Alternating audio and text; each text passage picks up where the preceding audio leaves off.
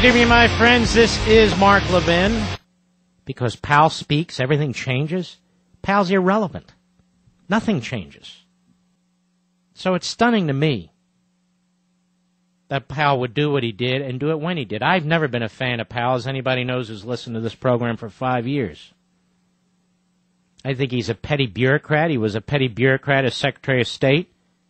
He sat on information for a couple of years while Louis Libby's name was being dragged through the dirt when he knew his own deputy, Richard Armitage, had been Novak's source. He sat quietly. That's not the act of an honorable man. And we hear the media spinning for Powell because they use him the way he uses them. And this is what you need to understand about people like Powell and other, yes, liberals like Powell. What do you mean he was in the military? You can have liberals who served in the military. I mean, Ronald Reagan I was in the Reagan administration. He plucked Colin Powell from obscurity and promoted him above a number of others. George H.W. Bush did the same thing. Clinton held on to him. Then he became Secretary of State, always fighting with the Vice President and the Secretary of Defense, always leaking to his favorite media sources, either directly or through Armitage. He's become a Washington insider, a bureaucrat, who wields a very sharp knife. And this time it landed in John McCain's back. So Barack Obama, why would he endorse Barack Obama? It's pretty obvious, isn't it? He's been attacked as a tomboy and everything from the left. He's been attacked by Democrats for his association with the Republican Party and conservative and quasi-conservative administrations. I mean, John McCain is exactly the kind of candidate these moderate and liberal Republicans have been demanding.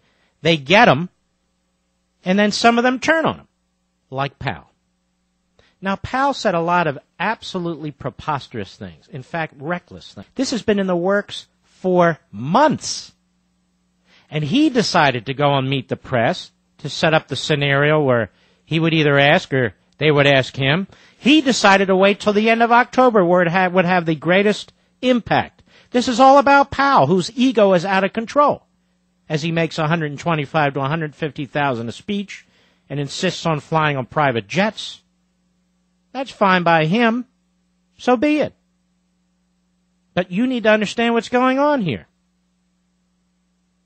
The libs and the media keep accusing people who don't support Barack Obama of being racists. It's either implied or stated flat out. And yet, where's all the racism coming from? Colin Powell is backing Barack Obama because they share the same skin color. That's it. Because all the other reasons do not make sense.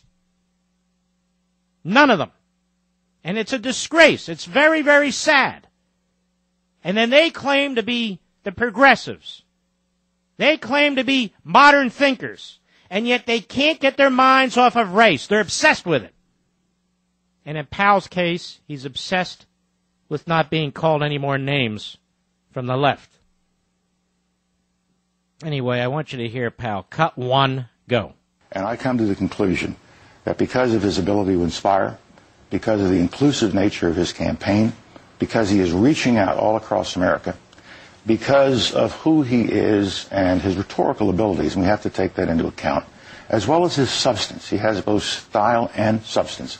He has met the standard of being a successful president, being an exceptional president. I think he is a transformational figure. He is a new generation coming into the world, onto the world stage, onto the American stage, and for that reason, I'll be voting for Senator Barack Obama. What did he say there? Did he give a single substantive fact about the man's history? His rhetorical abilities? But not just his rhetorical ability, his substance? He's met the standard of being an exceptional president? How do you meet the standard of being an exceptional president prior to the time you're president? I mean, he could even say, I think he'd be an exceptional president, but he didn't say that. He's already met the standard of being an exceptional president. Now, I've never thought Powell was that bright. Now he proves it. He's been working on this for months, and that's the best he can do. Being charismatic proves nothing. proves nothing. But where's the guy's substance? He says the word substance, pal, but he doesn't tell us how the man's ready to be president. Now he does a self-serving attack on McCain. Cut 2, go.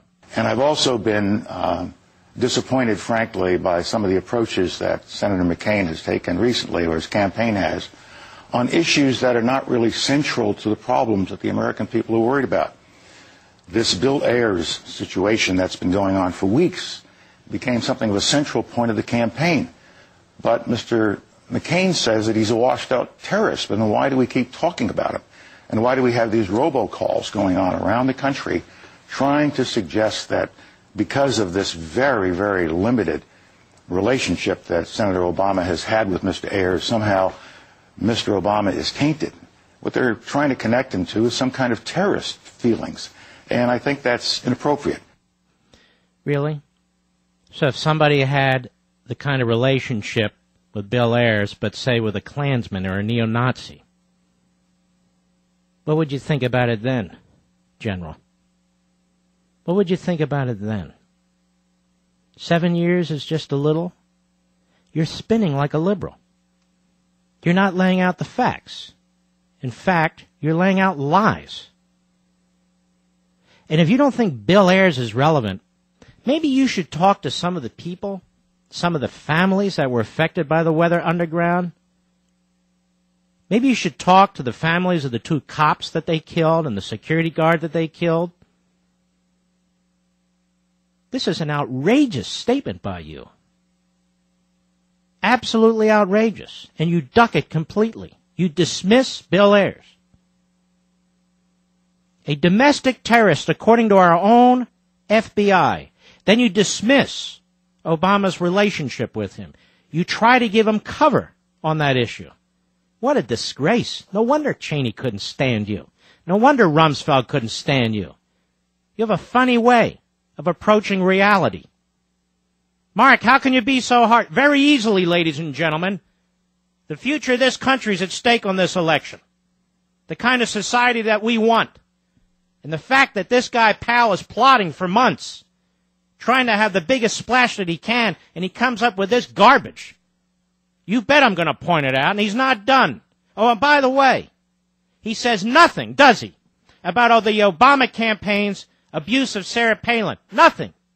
He says nothing about the attacks on John McCain and his ability to use a keyboard to a computer, or people on the Obama side saying, oh, that POW stuff's getting old. He's just not a word about any of that. In other words, he's looking for reasons to support Obama and to trash McCain, and he's being dishonest. Cut 3, go. And I was also concerned at the selection of Governor Palin. She's a very distinguished woman, and she's to be admired.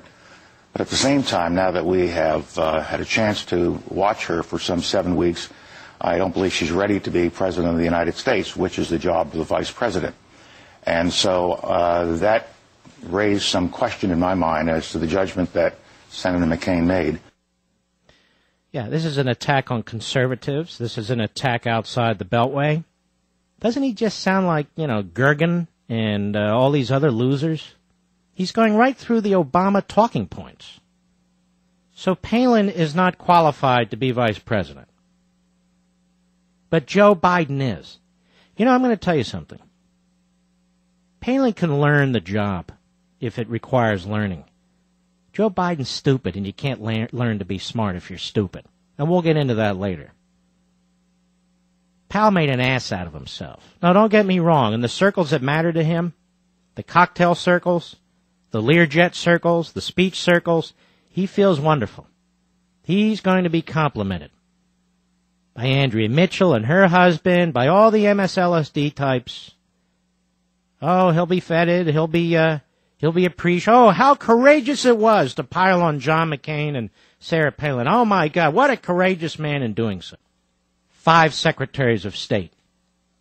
5 former secretaries of state have endorsed McCain. Lawrence Eagleburger, Alexander Haig, Henry Kissinger, George Shultz, and James Baker. And I should add James Schlesinger, former Secretary of Defense, who who's also a Democrat.